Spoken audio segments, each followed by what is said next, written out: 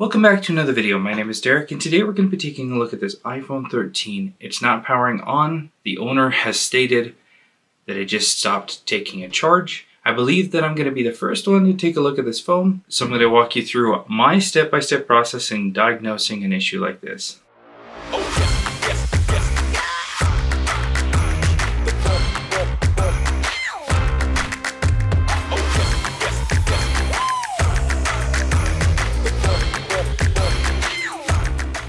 The first thing that I like to do when working with a device that I'm not sure on is just simply plug it in and see if we get any draw. And I'm getting 0.2 amps of draw, but we're getting nothing on that. Apple logo, 0.5, 0.4, 0.6, and it shuts off and goes to 0. And let's see if it does anything again, because it's back up to, there it goes again, Apple logo. It's 6, 0, and it shuts off again. Okay, so is it an issue with the charge port? We can test that real quick. We'll plug this in and let's see what it tells us. All right, everything is green, so that means that it is not the charge port. The next step is to open it up. So let's remove the pedal lobe screws. And it does have some cracks on the tempered glass. We'll get out our TBK screen separator. We'll turn it on. We'll stick it inside and we'll turn it on.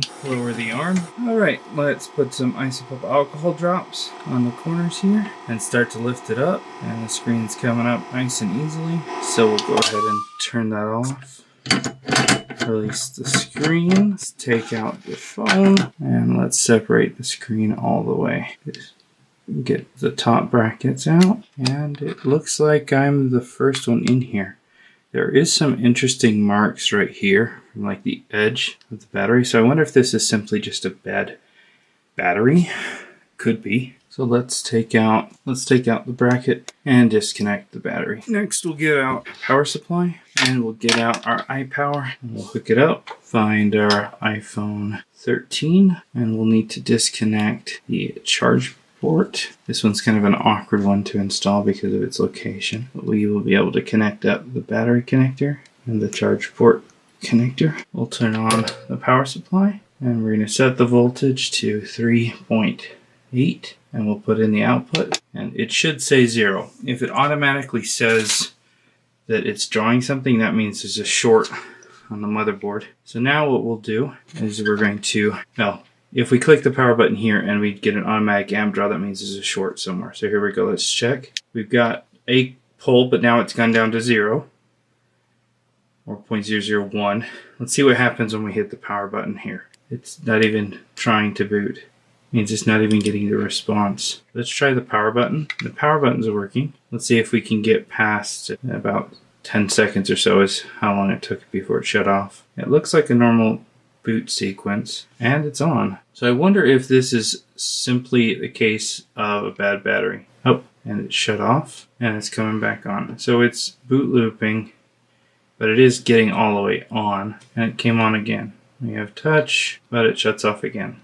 So what could this be? So this might end up just being something like a battery, but it might also be another component that's connected.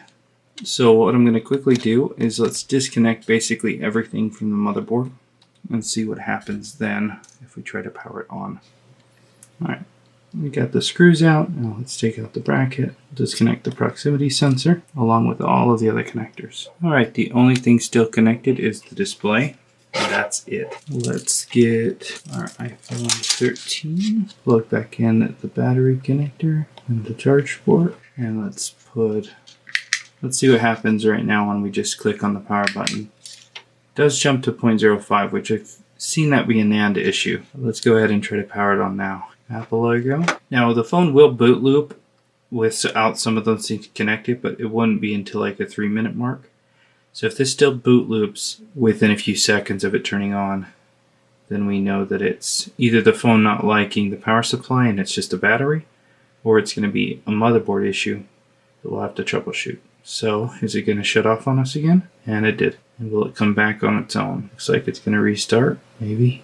There's the Apple logo. And the issue right now is I don't have a battery to test with, but while I wait for that to come in, we can take a look under the thermal camera, for example, and see if we notice anything odd. So let's go do that. All right, it's kind of glitching out a little bit, but let's try and see what happens when I put power to the board. And here comes power. All right, it's booting up. We should see it start to get warm here with the CPU running. The Apple logo is on, although you can't see it under the thermal. It's getting warm here, but let's see if we can see any anomalies when it decides it wants to shut off. All right, the screen is on and the screen is off. That all looks normal and it's not too hot to the touch. Yeah, you see it's only registering it at 30 Celsius. So it's really not that hot. Apple logo's back on. Nothing's acting really weird as far as the temperature's concerned. Alright, phone is on and now it shuts off. Alright, I didn't see anything odd. You can see the temperature is almost as warm as I am, like it's not hot. So what could this be? Alright, so that is just the beginning of how to start diagnosing an issue like this. I'd like to know in the comments below what you guys think it is before I find the solution. It could be something as simple as a battery, or it could be something more extreme with the motherboard. Let me know what you think in the comments below. Is it an issue with the battery, or is it the phone? Or maybe you just like to confirm that the battery is truly dead. So let me show you how we do that real quick, and then let's see if a new battery will solve. Alright, so one of the quickest ways to determine whether or not you actually have a fully dead battery, like a bad battery that won't charge your phone, is you take a power supply. What I'm going to do is I'm going to set the voltage anywhere under 3.8, and then I'm going to take my red and black probes, black on ground. Ground on this particular battery is going to be this top side of the connector now that it's slipped over. And if we go black on this side and red on the other side, we should see the amps jump up if it was a good battery. Should be reading 0.03, 0.04.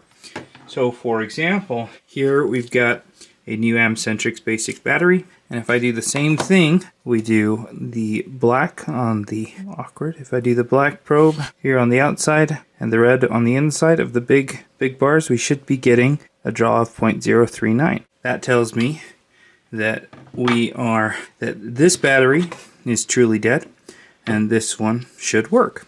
So let's test that real quick by plugging it in. Alright, I've reconnected all of the flexes. We'll connect up the proximity sensor, then the display, and now we'll connect over top of the old battery the new one. Okay, and now when we push the power button, it should come on and it should stay on. There we go. So watch the Apple logo come on. And prior with the other battery, or even with the power supply, it wasn't staying on. Here it's on. And normally it would just shut off now. It isn't. We can obviously wait the 3 minutes. We can now go in and check the panic logs if we really want to. And what they would probably just tell us is that there is an issue with the battery. So we'll go ahead and turn it off, disconnect the display, and let's take out this battery. Grab the little pull tabs, and we'll gently see if we can pull these out. Oh, and look at that, the battery's like naturally coming out on its own, like it's already loosened. So we'll remove all of the old adhesive, and then we can install the new battery. Peel off the protector. And one thing I like to do is I'll connect up the battery prior to putting the battery in, just so everything lines up. Now I'll disconnect the battery, connect back up the proximity sensor and display. We'll connect up the battery, take our bracket, and we'll put back the screws, and we'll put back the last bracket for the display and battery, and we'll screw those screws on down, and then we can close it on up, put back the pentalobe screws, and we are done. And there we go, all fixed and ready to go. Alright, so here we have the phone. It's fully working, it's not boot looping, there's no issues. I've been able to go through and test this one out thoroughly, and it was just a bad battery. I was able to confirm that with the power supply by trying to inject voltage into the battery. Now, that's one way if you have a battery that's been sitting a long time, if you want to kind of reactivate it, kickstart it, hooking it up to a power supply can kind of trickle charge it so that when you plug it in, it actually will turn on the device. So given that you can't trickle charge a completely dead battery, that's one way to determine if before you order a battery, if you need a battery. If there's something that you'd like to add, leave it in the comments below. If there's something that you'd like to see in a future video, let me know as well. Hopefully this video gave you a little bit more insight into actually trying to diagnose an issue rather than just let's try and swap out a part, see if that fixes it, even though that would have fixed this, just swapping out the battery would have fixed it. But actually diagnosing and fixing the issue is something that you should probably be able to do. Thanks a ton for watching. We'll see you in the next video.